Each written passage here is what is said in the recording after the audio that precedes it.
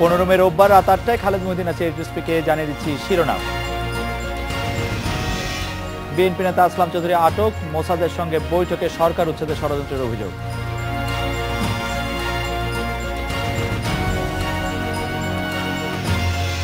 বাংলাদেশ ব্যাংকের রিজার্ভ চুরির জন্য সুইফট দায়ী বললেন তদন্ত কমিটির প্রধান ফরাস উদ্দিন।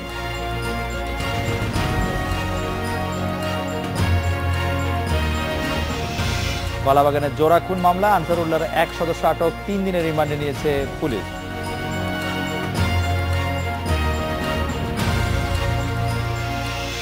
বিএনপির যুগ্ম মহাসচিব আসলাম চৌধুরীকে পূর্বাচল এলাকা থেকে গ্রেপ্তার করেছে পুলিশ। রোববার বিকেলে আইনশৃঙ্খলা বাহিনী থেকে গ্রেপ্তার করে। ইসরায়েলি গোয়েন্দা সংস্থা মোসাদের এজেন্টের সঙ্গে বৈঠক করে সরকার বিরোধী ষড়যন্ত্রে জড়িত থাকার অভিযোগ রয়েছে তার বিরুদ্ধে। এর আগে তার দেশ থেকে নিষেধাজ্ঞা জারি করা হয়। সরকারি সূত্র বলছে, আসলাম চৌধুরী ভারতে মোসাদের এজেন্টের সঙ্গে বৈঠক করেন। গণমাধ্যমে এসব ছবি ও বৈঠকের খবর প্রকাশ হওয়ার পর থেকে তিনি আত্মগোপনে ছিলেন। ইসরায়েলের সঙ্গে বাংলাদেশে কোনো কূটনৈতিক যোগাযোগ নেই। ইতিমধ্যে ইসরায়েলের সঙ্গে বাংলাদেশে কোনো রাজনৈতিক দল বা ব্যক্তির যোগাযোগ তাদের জন্য রাজনৈতিক আত্মহত্যা হবে বলে মনে করছেন ফিলিস্তিন দূতাবাসের charge affairs Yusuf S Ramadan.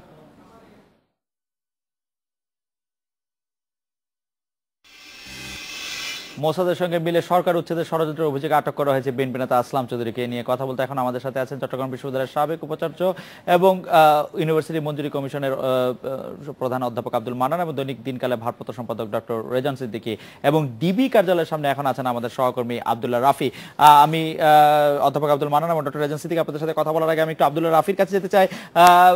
Rafi, আপনি এখন ডিবি কার্যালয়ের সামনে আছেন। আপনাদের সামনে দিয়েই কি জনাব আসলাম কে নিয়ে যাওয়া হলো কিনা, আপনাদের কিছু জানানো হলো কিনা, আসলাম সাহেবকে গ্রেপ্তার করার ব্যাপারে নতুন কোনো তথ্য আপনাদেরকে জানানো হলো কিনা? আপনি জানেন যে আজকে 6:30টার দিকে তাকে আসলাম চৌধুরীকে পূর্বাচল এবং কুড়িল বিশ্ব রোডের আশপাশ এলাকা থেকে আটক করা হয়েছে। তাকে ঢাকা মহানগর গোয়েন্দা পুলিশের উত্তর বিভাগের একজন অতিরিক্ত উপপুলিশ কমিশনারের নেতৃত্বে একটি দল তাকে আটক করে তাকে ঢাকা মহানগর গোয়েন্দা পুলিশ কার্যালয়ের দিকে রওনা হয়েছে। এখন পর্যন্ত ঢাকা মহানগর গোয়েন্দা পুলিশ কার্যালয়ে তাকে নিয়ে আসা হয়নি। আমরা ঢাকা মহানগর গোয়েন্দা পুলিশের একজন যুগ্ম কমিশনারের সাথে কথা বলেছি। তিনি জানিয়েছেন যে তারা পথেই রয়েছেন।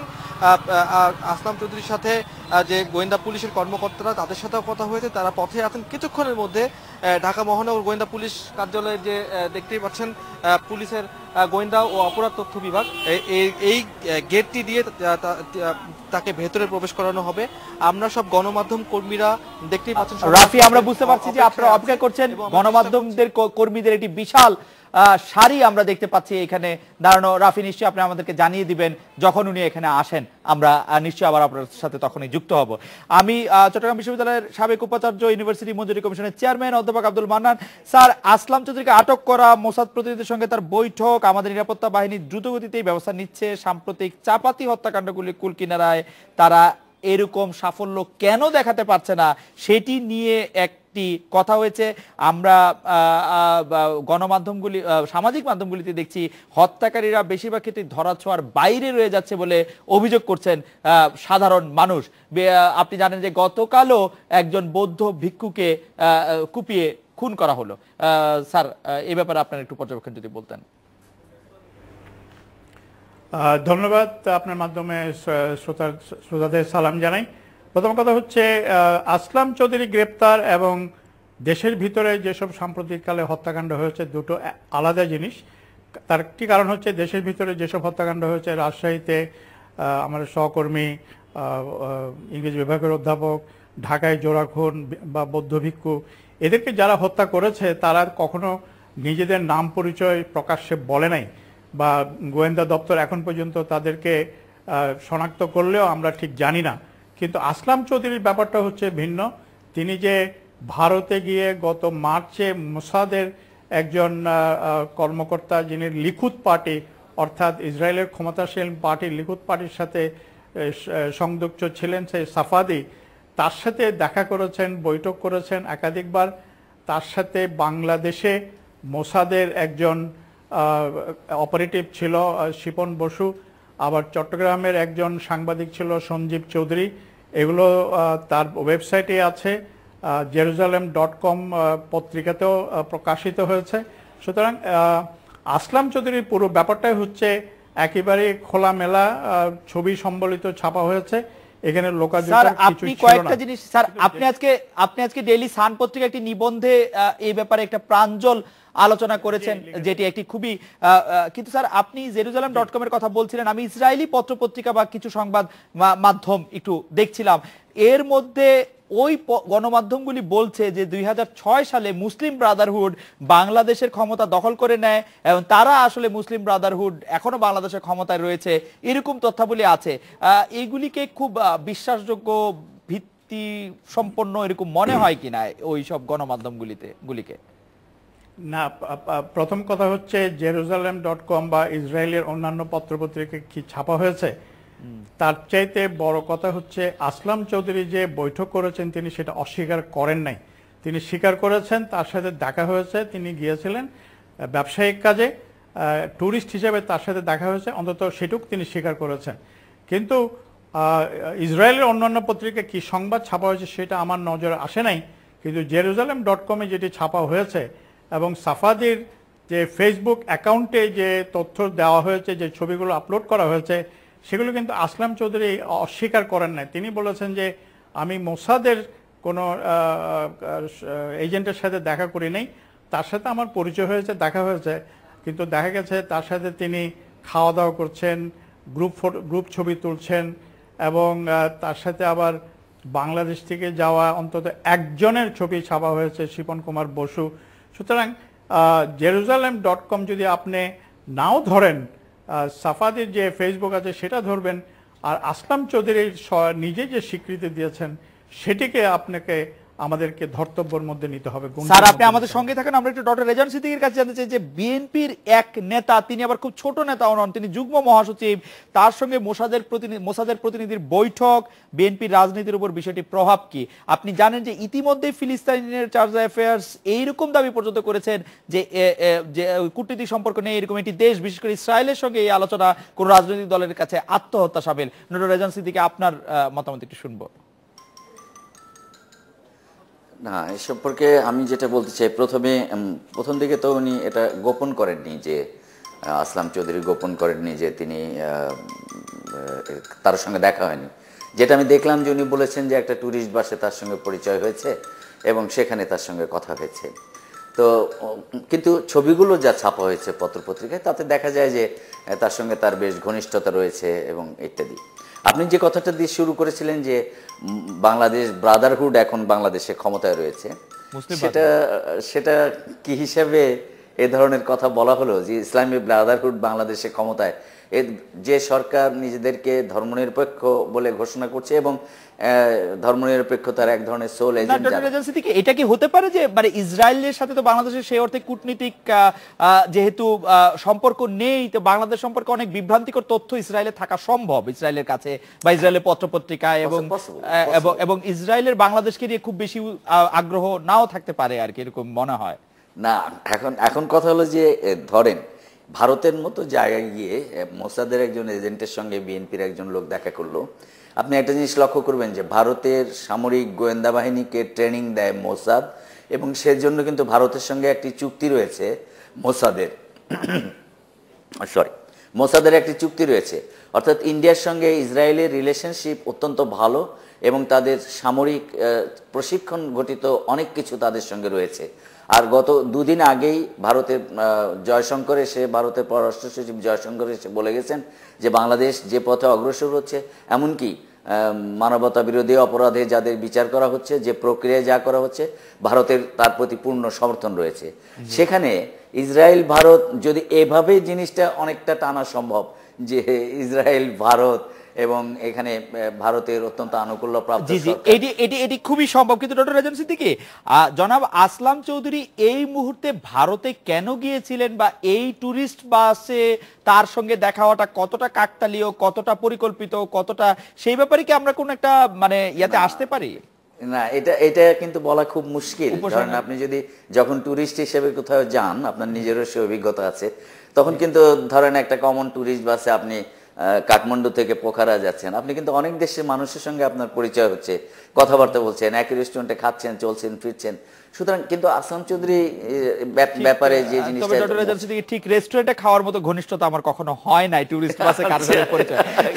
না, sorry, যে আমি টুরিস্ট বাসে করে পাশে গিয়ে রেস্টুরেন্টে গিয়ে খেতে বসলাম একসঙ্গে, এরকম আমার কখনো হয় নাই। মানে না, এটা যেটা হয় একটা টুরিস্ট বাসে যখন আপনি বাংলাদেশি কারোর সঙ্গে হয়তো দেখা হঠাৎ করে হয়ে গেলে ধরা যাক কোনো, কিন্তু ভারতে একজন ইসরায়েলি লোকের সাথে গিয়ে আমি ঠিক জানি না doctor Rezaul Siddiqui.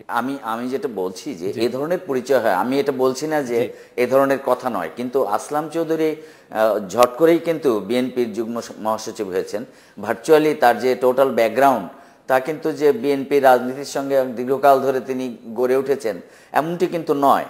Number one, তাকে কি আমি তো কোনোদিন নামই শুনিনি এই ভদ্রলোকের, এই এতকাল এদের সঙ্গে আছে। বিএনপির যুগ্ম মহাসচিবদের অনেকেরই অবশ্য নাম শোনা যায় না, কিন্তু জনাব আসলাম চৌধুরী যেহেতু ঝট করে হয়েছেন, কোনো না কোনো ভাবে তিনি গুরুত্বপূর্ণ হলেও হতে পারেন মনে হয়। হতে পারেন, কিন্তু যেটা হলো, যে কথাটা হচ্ছে এখন যেভাবে মেলানো যায় লাইন আপটা সেখানে, তাছাড়া এই যে এত গোয়েন্দা কাহিনী সারা জীবন পড়লেন খালেদ, দেখলেন যে আই এম ফ্লেমিং থেকে শুরু করে মাসুদ রানা পর্যন্ত, সেখানে দেখেন যে এইরকম প্রকাশ্যে এইরকম ছবি তুলে এইরকম ভাবে আমরা মনে হয় যে অধ্যাপক আব্দুল মান্নানের কাছে জানতে যেতে পারি, ডক্টর রেজাউল সিদ্দিকী পেপিলন অনুবাদ করেছিলেন, খুবই সুখপাঠ্য অনুবাদ হয়েছিল, আমার এখনো মনে আছে গোয়েন্দা কাহিনী ক্ষেত্রে। কিন্তু যেখানে মোসাদ নিজেদের দেশে ইসরায়েলের দুই একজনের সঙ্গে যারা আজকে আলোচনায় অংশ নিচ্ছেন সামাজিক গণমাধ্যম, তারা বলছে যে তারাই তো মোসাদের লোকজনকে কখনো দেখেন নাই, মোসাদের একজন অপারেটিভ প্রকাশ্যে এরকম ছবি তুলবেন কিনা, ফেসবুকে দিবেন কিনা, এই সন্দেহ কিন্তু রয়েই যাচ্ছে। অধ্যাপক আব্দুল মান্নান, আপনিও বিষয়টি আপনি ডেইলি সানের বিষয়টি কিছুটা এনেছেন, আমাদের দর্শকদের উদ্দেশ্যেও যদি একটু বলেন যে এইটি প্রকাশ্যে এরকম। আমি বলি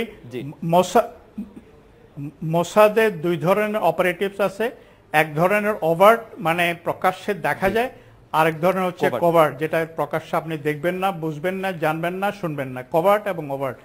এবং এই যে সাফাদি, মেহেদি এন্ড সাফাদি, উনি সম্ভবত কভার্ট অপারেশনের সাথে সংযুক্ত।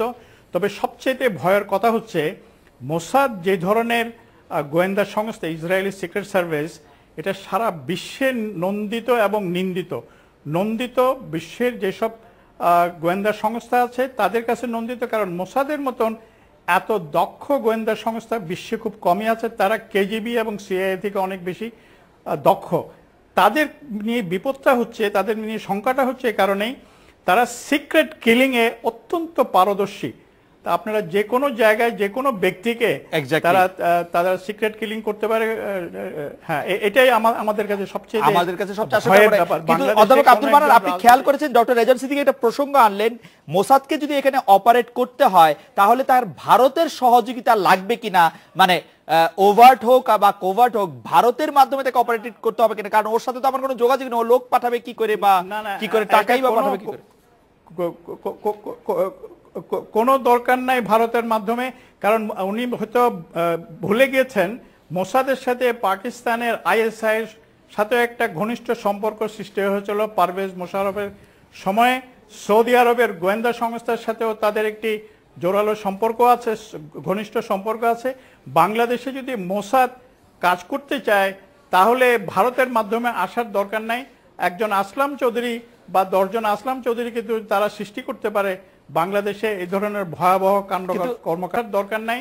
একজন আসলাম চৌধুরী বা 10 জন আসলাম চৌধুরী কিন্তু তারা সৃষ্টি করতে পারে বাংলাদেশে এই ধরনের ভয়াবহ কর্মকাণ্ড তারা। স্যার, আপনি কি মনে করেন বাংলাদেশে আইএসআই ও তার অপারেশন চালাচ্ছে বা আইএসআই এর লোক আছে বাংলাদেশে, আইএসআই এর হয়ে যারা কাজ করছে এরকম কেউ আছে?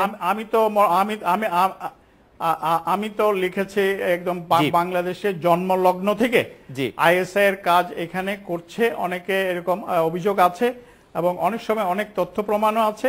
আপনি যদি বার্টিন লেন্টনারের বই গ্রেট গেম ইস্ট পড়েন, এটি দক্ষিণ পূর্ব এশিয়ায় জঙ্গিবাদের উপর লেখা তার বই, সেখানে প্রকাশ্যে লেখা আছে আইএসআই বাংলাদেশে বা দক্ষিণ পূর্ব এশিয়ায় স্পেশালি ভারতের 7টি রাজ্যে কিভাবে তারা অপারেট করে। স্যার, র সম্পর্কে আপনার ছোট করে একটু মন্তব্য যদি শুনতাম, রর লোকজন কি এখানে অপারেট করছে ছোট করে বা বড় করে?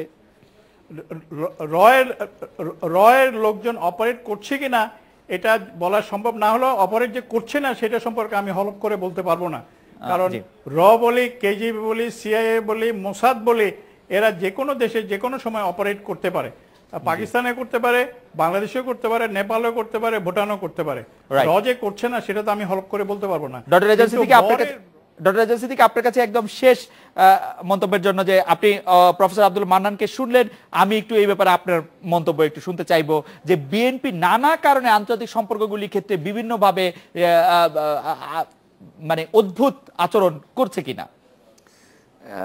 আমি যেটা বলতে চাই, আজকে এখানে আপনার এখানে আসার আগে আমি একটা সার্ভিসে একটা নিউজ দেখলাম যে ষড়যন্ত্রটা কার বিরুদ্ধে, সরকারের বিরুদ্ধে না বিএনপির বিরুদ্ধে। তো এরকম একটা স্টোরি তারা রান করেছে একটি সংবাদ বিএনপির বিরুদ্ধে ষড়যন্ত্র কেন করতে হবে doctor Rezal Siddiqui? Because to to destroy it, এটাকে শেষ করে দেওয়ার জন্য বিভিন্ন প্রক্রিয়া। একদিকে হলো মামলা, হামলা, নির্যাতন, অত্যাচার, জেল, জুলুম, এগুলো তো আছেই। সেই সঙ্গে এর কূটনৈতিক যোগাযোগ যারা রক্ষা করতেন তাদেরকে একের পর এক জেল, জুলুম ইত্যাদির মাধ্যমে বিচ্ছিন্ন করা।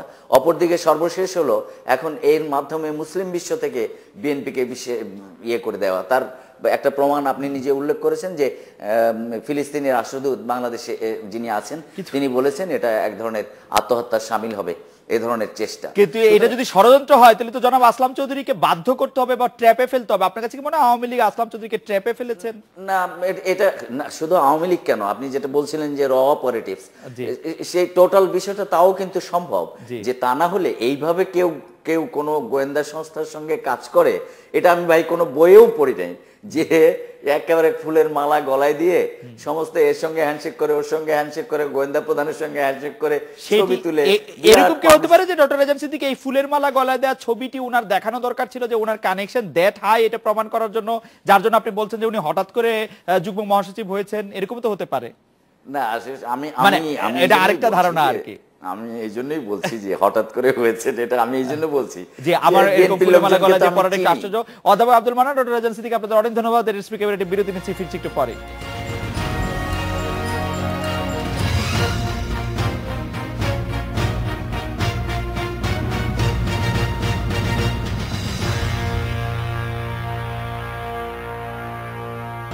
রিজার্ভের অর্থ চুরি ঘটনা আন্তঃব্যাংক লেনদেন বার্তা আদান প্রদানকারী সংস্থা সুইফটকেই দায়ী করেছেন সরকার গঠিত তদন্ত কমিটির প্রধান ডক্টর ফরাসউদ্দিন। টাকা ছাড়ের ঘটনায় ফেডারেল রিজার্ভ ব্যাংকও দায়িত্বশীল আচরণ করেনি বলে মনে করেন তিনি। বাংলাদেশ ব্যাংকের কারো জড়িত থাকার প্রমাণ না মিললেও তাদের অজ্ঞতা ও দায়িত্বহীনতার তথ্য পাওয়া গেছে।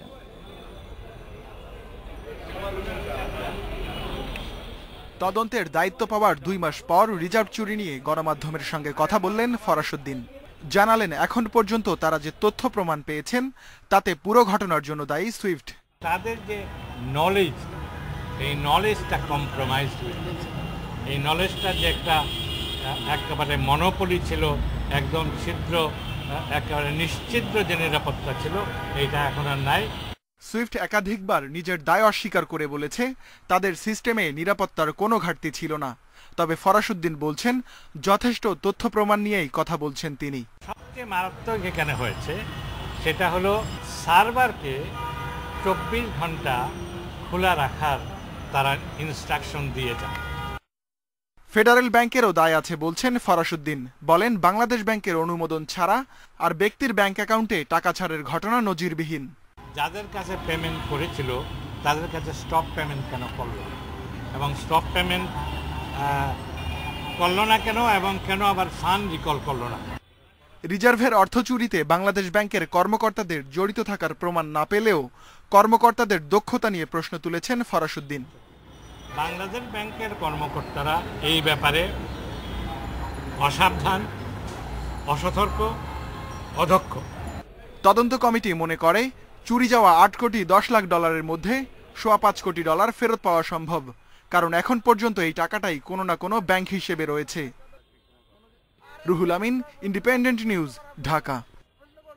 বাংলাদেশ ব্যাংকের রিজার্ভ চুরিতে সুইফট দায়ী ডক্টর ফরাসউদ্দিনের এই মন্তব্যের প্রেক্ষিতে কথা বলতে এখন আমাদের সঙ্গে আছেন পূবালী ব্যাংকের উপমহাপরিচালক জনাব মোহাম্মদ আলী। আমাদের তদন্ত কমিটি রিজার্ভ চুরি ঘটনায় দেশের কেউ জড়িত আছে এই কথা বলেনি, তবে বিদেশি সংবাদ মাধ্যম সর্বশেষ বলেছিল বাংলাদেশ ব্যাংকের কেউ না কেউ এর সঙ্গে জড়িত। এই প্রসঙ্গে আপনার মন্তব্য কি জনাব মোহাম্মদ আলী?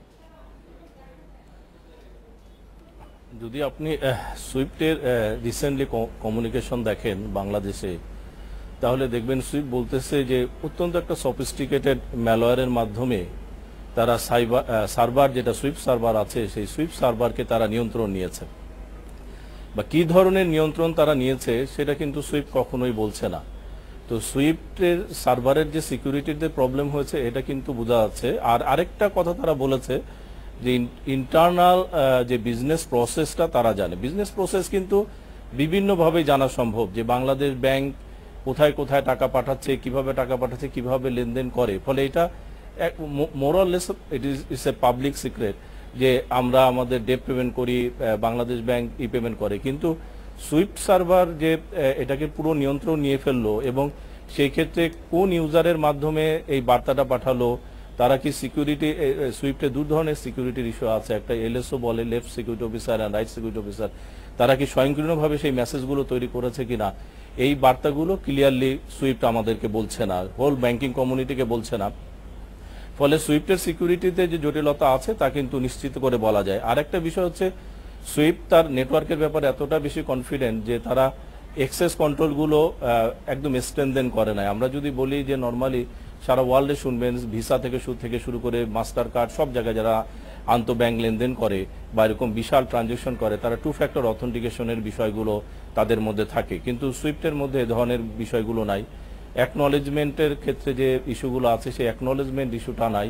তারপরে আমরা কোনো ক্ষেত্রে যদি রিকনফার্মেশনের বিষয় থাকে তারাও সেটা করে না। ফলে সুইফটের এই জায়গাগুলোতে দায়বদ্ধতা এড়াতে পারে না। আরেকটা বিষয় যেটা আমার কাছে যেটা মনে হয় যে সুইফটের এই যে বিশাল একটা হলো, বিভিন্ন তদন্ত হয়েছে, আসলে টেকনিক্যালি এই জিনিসটা কি এটা পাবলিকলি ডিসক্লোজ না করলেও ব্যাংক কমিউনিটির মধ্যে, বাংলাদেশের এই কমিউনিটির মধ্যে এটা ডিসক্লোজ করা প্রয়োজন। তার অবভিয়াস রিজন যে তাহলে সকল ব্যাংকগুলো এই যে দুর্বলতাগুলো আছে এই সতর্কতামূলক ব্যবস্থা গ্রহণ করতে পারবে। যে আমরা মোহাম্মদ আলী, সুইফটের ব্যাপারে কিন্তু তাদের প্রতিনিধিরাই, যে আপনি প্রথমে যে শুরু করেছেন যে ম্যালওয়্যারের প্রসঙ্গটি, তারা স্বীকার করেছেন যে একটি ম্যালওয়্যার থাকতে পারে, কাজ করতে পারে, এবং সেটি আমরা যেটি জানতে চাইছিলাম যে বাংলাদেশ ব্যাংকের বা আমাদের পক্ষ থেকে কেউ না কেউ এতে জড়িত থাকতে পারেন বলে যে অভিযোগ আছে, সেই অভিযোগটি কি আসলে উড়িয়ে দেয়া যায় কিনা? সব সময় এটাকে উড়িয়ে দেওয়া যায় না, তবে ইস্যুটা হচ্ছে যে অনেকগুলো কারণে হতে পারে। অনেক সময় দেখেছি আমরা ইনসাইডার ইনভলভমেন্ট থাকে, আবার অনেক সময় ইনসাইডারের অসাবধানতাও থাকে, আবার যারা বেসিক্যালি সুইফট অপারেট করতেছে আরেকটা কমিউনিটি আছে যারা আইটি নিয়ে কাজ করছে, ইনফরমেশন টেকনোলজি নিয়ে বাংলাদেশ ব্যাংকে করছে, তারা যদি প্রপার সিস্টেম সেখানে ইন প্লেস না রাখে তাহলে কিন্তু যারা সুইফটের ব্যবহারকারী ফরেন এক্সচেঞ্জ ট্রানজেকশন করতেছে তারা কিন্তু অনেক সময় এই জায়গায় তাদের নলেজ গ্যাপ অথবা তাদের এই আইটি সংক্রান্ত নলেজের স্বল্পতার কারণেও এই ধরনের ঘটনাগুলো ঘটতে পারে। ফলে এককভাবে এইরকম ব্যক্তির দায়বদ্ধতা আছে এইটা সুনিশ্চিত করে বলা যায় না, আনলেস আনটিল আমরা এটাকে ফরেনসিক করি যেভাবে ব্যবহার করা হয়েছে খুব মুশকিল। জনাব মোহাম্মদ আলী, আপনাকে অনেক ধন্যবাদ আপনার মূল্যবান মতামতের জন্য। একটা বিরতি নিচ্ছি, ফিরছি একটু পরে।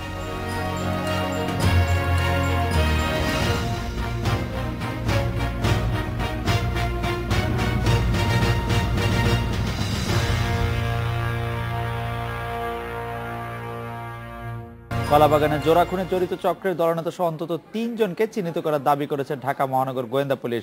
দুপুরে সংবাদ সম্মেলনে অতিরিক্ত পুলিশ কমিশনার মনিরুল ইসলাম এই তথ্য জানান। বলেন, হত্যায় জড়িত সন্দেহে আনসারুল্লাহ বাংলা টিমের কুষ্টিয়া ইউনিট প্রধান শিহাবকে গ্রেপ্তার করা হয়েছে। গোয়েন্দা পুলিশের কাউন্টার টেরোরিজম বিভাগের একটি দল কুষ্টিয়া সদরের হয় রাস্তার মোড় এলাকা থেকে অভিযান চালিয়ে শনিবার তাকে গ্রেপ্তার করে। শিহাবকে 3 দিনের রিমান্ডে নিয়েছে পুলিশ। কলাবাগানে জোড়া খুনের ঘটনায় একজনকে গ্রেপ্তারে নিয়ে কথা বলতে এখন সহকর্মী মাসুদ কার্জন আছেন আমাদের সাথে। মাসুদ কার্জন, জুলহাজ ও তনয় হত্যা তদন্তে যে এফবিআই যুক্ত হতে চায়, এই নিয়ে আমাদের নিরাপত্তা বাহিনীর অবস্থান কি? এফবিআই যুক্ত হওয়ার ঘটনা নতুন নয়, এর আগেও আমরা দেখেছি যে অভিজিৎ হত্যায় এফবিআই বিভিন্ন রকম তথ্য প্রযুক্তিভাবে বিভিন্নভাবে সহযোগিতা করেছে। তো এই ক্ষেত্রে পুলিশ সদস্যরা বলছে যে আসলে কেউ যদি তথ্য দিয়ে সহযোগিতা করতে চায়, প্রযুক্তিগতভাবে সহায়তা করতে চায়, তো তাদের খুব একটা আপত্তি নেই এবং তারা সেই সহযোগিতা এর আগেও নিয়েছেন।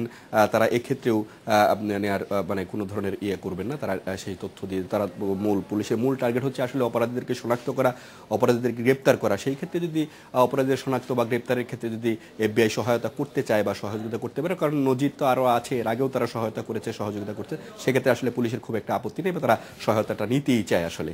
খালেদ কারজান, আমাদের যে আনসারুল্লাহ বাংলা টিমের কুষ্টিয়া ইউনিট প্রধান যে শিহাবকে গ্রেপ্তার করা হয়েছে, তার সম্পর্কে পুলিশ যেসব তথ্য দিয়েছে তার বাইরে অন্য কোনো সোর্স থেকে আমরা কোনো তথ্য জানতে পেরেছি কিনা?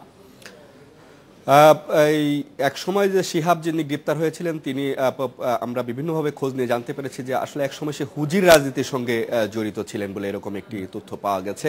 তারপরে হুজি নিষ্ক্রিয় হয়ে যাওয়ার পরেই সে আনসারুল্লাহ বাংলার সঙ্গে জড়িত হয়ে পড়েছে এবং আনসারুল্লাহ বাংলা সম্প্রতি সময়ে নিষিদ্ধ হয়েছে। নিষিদ্ধ হওয়ার পরে তিনি অনেকটা আত্মগোপনে ছিলেন। সেই অবস্থায় আসলে আত্মগোপনে থেকেই বিভিন্ন রকম সাংগঠনিক কর্মকাণ্ড চালানো বা সংগঠিত করার যে চেষ্টাটা ছিল, এর কারণেই কিন্তু আসলে তাকে গ্রেপ্তার করা হয়েছে। এবং আজকে যখন তাকে গ্রেপ্তার করা হয়েছে তখন সংবাদকর্মীদের একটি আগ্রহ ছিল যে আসলে যে 5 জনের ছবি আসলে গণমাধ্যমে এসছে যে সিসিটিভির ফুটেজের কল্যাণের মাধ্যমে, আসলে সেই শিহাব কি তাদেরই একজন কিনা, কারণ ছবিগুলো অনেকটা স্পষ্ট ছিল। তো পুলিশ বলছে যেটি আসলে শিহাব সরাসরি কিলিং মিশনে ছিল কিনা বা ঘটনাস্থলে ছিল কিনা এই বিষয়টি এখন পর্যন্ত নিশ্চিত নয়। 3 জনকে শনাক্ত করা হয়ে গেছে। তো সেই 3 জনের একজন শিহাব কিনা সেটি ব্যাপারে আমাদের পুলিশ এখন নিশ্চিত হতে পারছে না। মাসুদ কারজান, আপনাকে অনেক ধন্যবাদ। এডিএসপিকে বিরতি নিচ্ছে, একটি ফিরছি একটু পরে।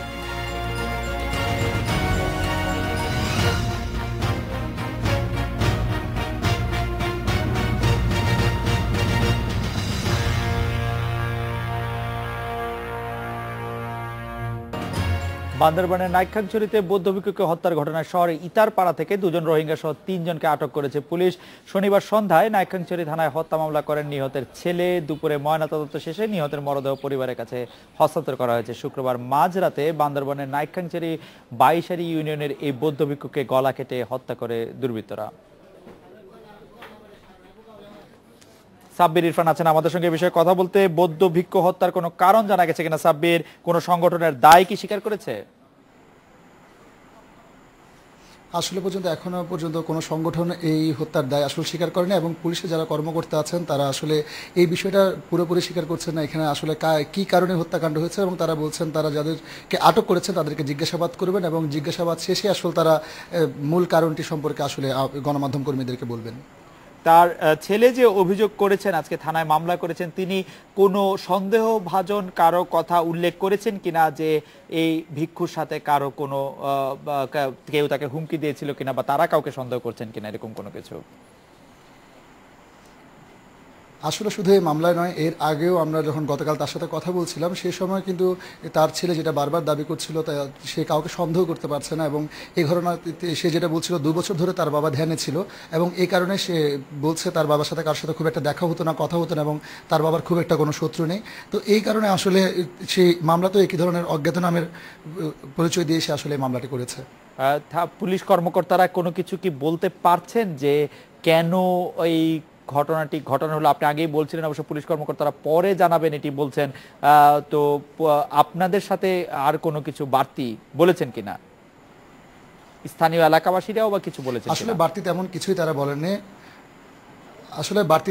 তারা এখন বলছেন না। এবং আর সব মিলিয়ে এখানে একটি বিষয়, টেকনাফে যে আনসারের ক্যাম্পে, খুব বেশি দূরে কিন্তু নয়, আনসারের ক্যাম্পে যে ঘটনাটি ঘটেছে, এখানে দুর্বৃত্তদের যে হামলাটি হয়েছে, এরপর থেকে কিন্তু আসলে সব পুলিশ কর্মকর্তা এই বিষয়টা নিয়ে অনেক বেশি তৎপর।